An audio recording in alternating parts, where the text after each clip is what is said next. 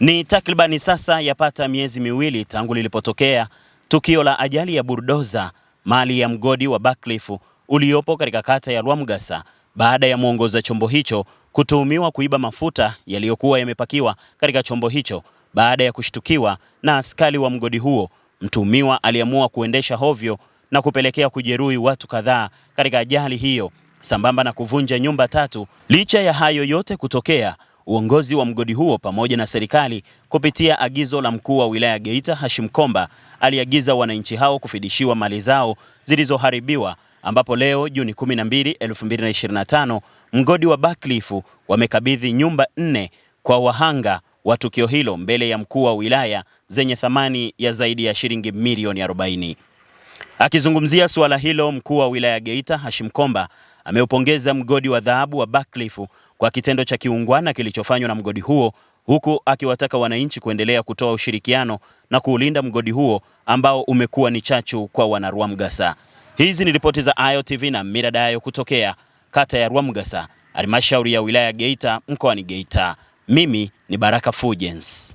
Mimi ni Silia George, mkaaji wa hapa, mama familia ya hapa. Kipindi linakuja hilo lichuma la Buckcliff lilikuja, ulikuwa ni usiku wa saa 8 za usiku. Tukasikia mungurumo, sisi tukadhania kwamba ni wale watendakazi wa mle Buckcliff. Tukaanza kuwa tunatukana humo ndani kwamba hawa nao sasa hivi hata ustaarabu umekosa, maana hata usingizi unatukosa. Kumbe kuna lijitu linakuja. Baada ya kukaa kimya kidogo, tukasikia tu mlio umegonga nyumba. Tukaamka, tulipoamka kuangalia hivi ukuta umeanguka chini wa nyumba. Tukaanza kujiuliza ni nini sasa, ni nini? Alafu ile kitu lilikuwa liko kasi sana. Kipindi tunatoka sisi wala kuliona hatukuliona, tulisikia mlio tu. Basi tukakaa kushangaa, tukaambizana twende kwa balozi, twende tukatoe ripoti ili kifuatiliwe kile kitu ule mlio wa kile kitu au tujue ni nini. Kwenda kufika kule chini ndio wakakuta ndo liliko kaa sasa. Sasa tumekaa sisi hapa tunaulizana mwenzetu yuko wapi, mwenzetu yuko wapi. Kulikuwa na kajukuu kamoja, kumbe kamekandamizwa maana hii matofali. Tukaenda ukatafuta tukakapata, tukaanza ukavuta. Baada ya ukavuta hivyo akaanza kulia, tukamtoa nje. Ikawa wengine wakakimbia kule kwa balozi kupeleka ile ripoti. Mimi nikamchukua kumpeleka zahanati yule mtoto. Tumefika zahanati, wakamwangalia, wakamchua madawa ya kuchua tu, tukarudi nyumbani. Basi tukaja kuendelea kukaa. Baada ya saa 3 saa 4 hivi mtoto akawa analia tu mguu kama mguu. Bahati nzuri hao wenzetu wakawa wametambua kosa lao, wakamchukua yule mtoto wakampeleka hadi hospitali Geita. Kaenda kufanyiwa utaratibu. Akaja amefungwa lile sijui ndio wanaliita limuhogo nini. Basi tumekaa naye mtoto hivyo mpaka siku zilipofika za kwenda kulitoa lile kitu waliomwekea. Akawa anaendelea vizuri yule mtoto. Sasa kwa nafasi hii mimi ninatoa shukrani kwa mkuu wa wilaya pamoja na hao majirani zetu hao wa mgodi, jinsi walivyotambua kosa lao, wakajua kweli wamekosea na wametufanyia mambo mema sana. Nashukuru kwa Mwenyezi Mungu awabariki. Pia nazidi kumwomba Mwenyezi Mungu aendelee kutukinga majali kama haya mpaka cha leo. Tuko wazima, tunashukuru. Siku ya ajali niliamka usiku saa 8 nikatoka nje. Ile kutoka nje nikakuta watoto wametoka nje. Na wauliza kulikoni, wakasema nyumba imedondoka. Nikawauliza kimedondosha nini? Wakasema na sisi hatujui. Ndio tukaanza kufuatilia, tunasikia tu mungurumo wa kitu. Tulipofuatilia ndio kuweza kugundua ni gireda limekuja likagonga nyumba. Kutokana na tukio lililotokea tarehe 2 Aprili majira ya alfajiri saa 8:30 usiku, dereva aliyekuwa anaendesha mtambo aina ya bulldozer D8 alikutwa na mlinzi wa mgodini akiwa anaiba mafuta ya diesel.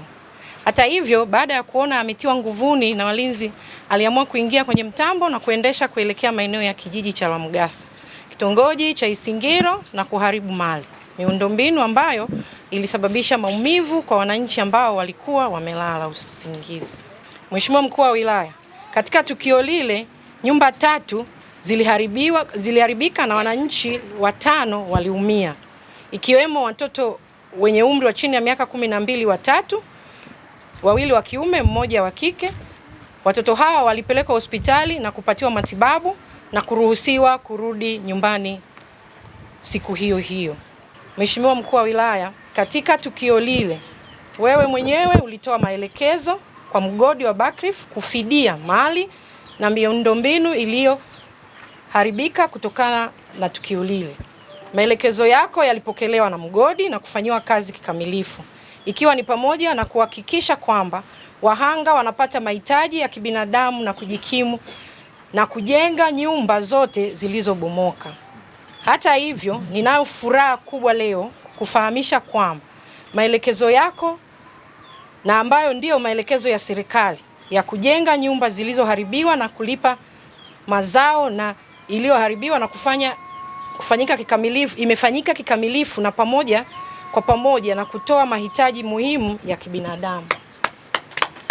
Mheshimiwa Mkuu wa Wilaya, ujenzi wa nyumba zote 4 ambazo ni nyumba 3 zilizoko kikata ya Lwamgasa, kitongoji cha Isingiro, na nyumba 1 iliyopo Katoro ya Mama Paulina ambaye alikuwa ni mpangaji, alipata madhara kama ulivyosema, imejengwa Katoro. Kwa hiyo jumla ya nyumba 4 zimejengwa, zimetumia jumla ya kiasi cha shilingi milioni 48,115,500 kwa gharama za ujenzi iliyoambatana na ziada ya milioni 16,927,895 iliyotumika kwa ajili ya matumizi mengineyo kama ilivyo fidia ya mazao ya msingi, nyumba, matibabu, vyakula, malazi pamoja na mengineyo, kufanyika jumla kuu kuwa milioni 65,043,395.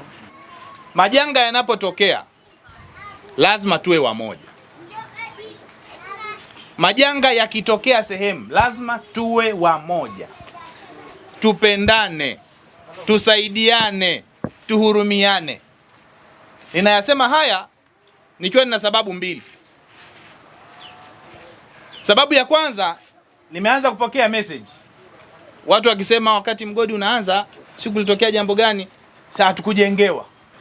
Message nyingine zinasema kwa kweli nyumba za sasa mbona ni nzuri kuliko zile za mwanzo. Nasema jamii inataka nyumba zijengwe za namna gani? Sasa nikakumbuka kisa kimoja. Kuna mtu mmoja aliambiwa, yeye siku zote alikuwa ni mtu wa wivu, moyo wake umejawa na wivu. Mungu akatoa mtihani kwa bwana, kila utakachokiomba wewe, jirani yako tunampa mara 2 zaidi. Mtu akafikiria, yani mimi nikiomba kitu kimoja, jirani anapata mara 2 zaidi. Kama ukiomba 100,000, maana yake jirani yako anapata 200,000. Ukiomba nyumba 1, jirani yako anapata nyumba 2. Akafanya majaribio, akaomba mara ya kwanza akaona jirani amepewa zaidi. Akaomba mara ya pili, jirani akapewa zaidi. Akaona sasa hii haikubaliki. Sasa moyo umejaa wivu.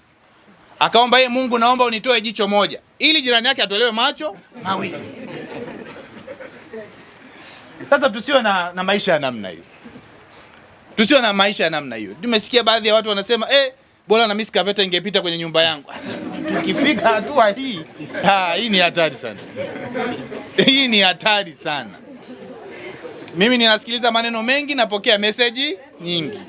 Ujumbe wangu wa kwanza kwa wananchi wenzangu, tujenge utamaduni wa kuishi kwa umoja, mshikamano na upendo. Na majanga yanapotokea, tumshukuru Mungu kwamba wewe umenusurika. Sasa msije mkawa mkipita pale kwa mzee mmoja mnaangalia ile nyumba na vyumba 3, sasa kani ilikuwa hivi kweli hii nyumba? Sio angerudisha kama ile? Hapana. Ukija hapa kwa Mama Maria mkiona nyumba unasema kwani ilikuwa hivi kweli? Ukienda kwa Benjamin, ukienda kwa Paulina ndo hasira kabisa. Alikuwa mpangaji huyo. Wangempangia tu nyumba ya kodi ya mwaka mzima.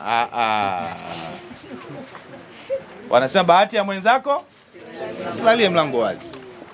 Alafu Mungu ana namna anavyoendesha maisha ya wanadamu. Leo yetu hatuijui kesho yetu. Leo unaweza ukamuona mtu yuko hivi ukamdharau na kumpuuza. Mungu anayajua mapito ya kila mmoja. Mungu aliyajua mapito ya Mama Paulina. Na inawezekana iliandikwa kwamba kuna siku Mama Paulina atakuwa mpangaji wa Benjamin. Na kuna siku kuna tatizo litatokea. Na kuna siku watu walioko ndani ya Buckreef watakuwa na mioyo yenye utu na uungwana na wataanzisha safari ya mafanikio ya Mama Paulina. Na inawezekana yule mtoto mchanga ambaye amenusurika leo hii ndiye mkuu wa wilaya ajaye na mkuu wa mkoa ajaye na meneja wa mgodi wa Buckreef ajaye. Hakuna anayejua.